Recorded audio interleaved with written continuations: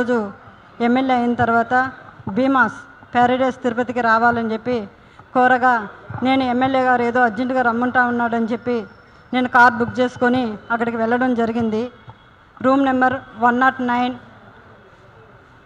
July 6వ తారీఖు రోజు నేను అక్కడికి వెళ్ళడం జరిగింది.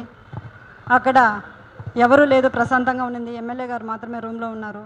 నేను వెంటనే రూమ్లోకి వెళ్ళడం నా పైన బలాత్కారానికి పాల్పడిన తర్వాత నేను అతనికి లొంగిపోవడం జరిగింది. జరిగిన తర్వాత ఈ విషయం ఎక్కడైనా బయట చెప్పావంటే నేను చంపేస్తాను, నీ కుటుంబాన్ని చంపేస్తాను అని చెప్పి బెదిరించడం జరిగింది. అందువల్ల నేను ఎవరికి చెప్పుకోకుండా నేను సైలెంట్గా ఉండిపోయాను. మళ్ళీ ఇంకొకసారి ఫోన్ చేసి నువ్వు కానీ రాలేదంటే నేను మళ్ళీ నీ కుటుంబాన్ని, నీ భర్తని చంపేస్తానని చెప్పి నన్ను బెదిరించడం జరిగింది. బెదిరించడం ద్వారా నేను మళ్ళీ అక్కడికి భీమాస్ ప్యారడైస్కి వెళ్ళడం జరిగింది. వెళ్ళిన తర్వాత నేను పూర్తిగా ఆయన్ని అవాయిడ్ చేస్తూ వచ్చాను. నేను అవాయిడ్ చేశానని తెలుసుకున్న అతను నాకు పదే సైకోలాగా నిమిషానికి ఒకసారి ఫోన్ చేయడం జరిగింది. అది గుర్తించిన నా భర్త ఎమ్మెల్యే నీకు ఎందుకైతే ఇన్నిసార్లు కాల్ చేస్తున్నాడని చెప్పి నా మొబైల్ ఇంచేసి నన్ను కొట్టడం, నన్ను బెదిరించడం చాలా చేశాడు. చేసిన తర్వాత నేను ఆ బాధను భరించలేకుండా నాకు జరిగిన బాధని నేను ఆయనతో వివరించడం జరిగింది. వివరించినప్పుడు నా భర్త ఇలానే నీకే జరిగిందా, చాలామందికి జరిగిందా అన్నప్పుడు చాలా మహిళలు, గవర్నమెంట్ ఎంప్లాయీస్ కూడా ఉన్నారు, ఇందులో మహిళలు చాలామంది బలైపోతున్నారు నేను చెప్పినప్పుడు ఆయన సూచించాడు నన్ను ఈ చాలామంది మహిళల్ని కాపాడుకొని మనం బ్రతకాలి, మనం కాపాడుకోవాలని చెప్పి ఆయన నాకు ఒక పెన్ కెమెరాని అరేంజ్ చేసి ఇవ్వడం జరిగిన తర్వాత ఆగస్టు 10వ తారీఖు భీమాస్ ప్యారడైస్కు 1:30 వెళ్ళడం జరిగింది.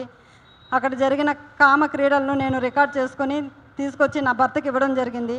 అటు తర్వాత నేను మంగళగిరి పార్టీ ఆఫీస్ గారికి, పెద్దబాబు గారికి, చిన్నబాబు గారికి ఇద్దరికి నేను తెలియజేయడం జరిగింది. వాళ్ళ ద్వారా మాకు పిలుపు వస్తుందని ఇన్ని రోజులు వెయిట్ చేశాము. తర్వాత ఈ విషయం ఆయన తెలుసుకొని నన్ను బ్లాక్మెయిల్కి గురి చేయడము, మా ఇంటి చుట్టూ 4-5 మందిని పంపించి నన్ను వెతకడం చేస్తున్నాడు. నాకు ప్రాణహాని ఉంది, ప్రాణ భయంతో నేను ఇక్కడికి రావడం జరిగింది. అంతేకాకుండా ఇలాంటి చీడ పురుగులు తెలుగుదేశం పార్టీలో ఉన్న రోజులు తెలుగుదేశం పార్టీకి మంచి పేరు రాదని చెప్పి బాబు గారికి తెలియజేస్తున్నాను. అయ్యా బాబుగారు, నేనేదో తెలుగుదేశం పార్టీని కించపరచాలని చెప్పి నేను ఇక్కడికి రాలేదు. అతని వల్ల నాకు ప్రాణహాని ఉంది, నన్ను నేను కాపాడుకోవాలని చెప్పి నేను ఇక్కడికి రావడం జరిగింది.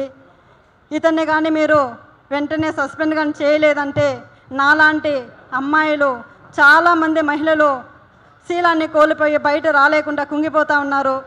మీరు అది గుర్తించి అతన్ని వెంటనే సస్పెండ్ చేయాలని నేను మీకు కోరుకుంటున్నాను.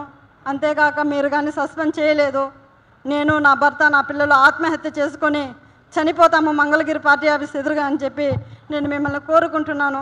శరణు మహాప్రభు చంద్రబాబు నాయుడు గారు, మాకు మీరే దిక్కు శరణు బాబు అని కోరుకుంటున్నాను.